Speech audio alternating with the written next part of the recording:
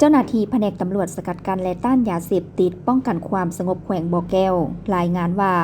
วันที่ 10 พฤษภาคม 2025 เจ้าหน้าที่ประจำจุดกวดการน้ำกึ่งได้ปฏิบัติหน้าที่กวดการรถฟอร์จูเนอร์4 ปอนป้ายทะเบียนกก0399บ่อแก้วขับขี่มาแต่ทางเมืองต้นเพิงและผ่านจุดกวดการน้ำกึ่งโดยมุ่งหน้าไปเมืองห้วยทรายในขณะนั้นเจ้าหน้าที่แมนบ่ได้ลัดพอรถคันดังกล่าวผ่านจุดกวดการไป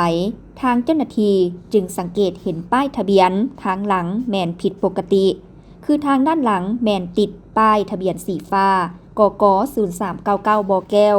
แต่ทั้งหลังแมนติดป้ายเหลืองทะเบียนกก8220ไสยบุรี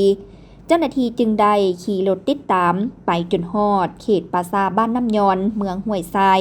จึงเห็นรถฟอร์จูเนอร์คันดังกล่าวและรถกระบะรีโวสีขาวบ่จือป้ายทะเบียนจอดอยู่แคมทาง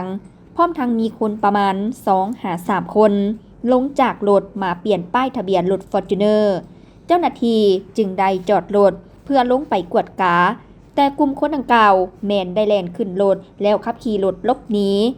ในขณะเดียวกันนั้นเจ้าหน้าที่จึงได้ยิงปืนใส่จำนวน2 นัดแต่พวกเกี่ยวบ่จอดเจ้าหน้าที่จึงได้ขี่รถไล่ตามจนฮอดส่วนขัวบ้านปากเงารถฟอร์จูเนอร์แมนได้เลี้ยวเข้าไปทางบ้านน้ำแลส่วนรถกระบะรีโวแมนได้แล่นไปทางเมืองห้วยทรายเจ้าหน้าที่แมนได้ขี่รถไล่ตามรถฟอร์จูเนอร์เข้าไปทางบ้านน้ำแลพร้อมทางยิงปืนใส่จำนวน8 นัดแต่ก็ยังบ่ยอมจอดไล่ตามไปประมาณ2 กิโลเมตรได้เห็นรถคันดังกล่าวจอดอยู่แคมทางส่วนคนขับแมนได้ลบเลนหนีเข้าไปในป่าทางเจ้าหน้าที่กำลังไล่จับแต่ผู้เกี่ยวเอาตัวหลบหนีได้จากนั้นเจ้าหน้าที่ประจำจุดกวดการน้ำกึ่งจึงได้ประสานหากองบัญชาการป้องกันความสงบแขวงบ่อแก้วเพื่อไปสมทบกวดการรถคันดังกล่าวผ่านการกวดการของเจ้าหน้าที่เห็นว่ารถคันดังกล่าวแมนลักลอบขนยาเสพติดประเภทยาบ้า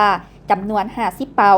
มี 5,000 มัดเท่ากับ10 ล้านเม็ดอยู่ภายในรถเห็นว่ารถฟอร์จูเนอร์4 ปอนป้ายทะเบียนแมนกก8220สยบุรีส่วนป้ายทะเบียนสีฟ้ากก0399บ่อแก้วแมนเพียงแต่เอากาวส่องหน้ามาติดทับใส่เพื่ออำพรางเจ้าหน้าที่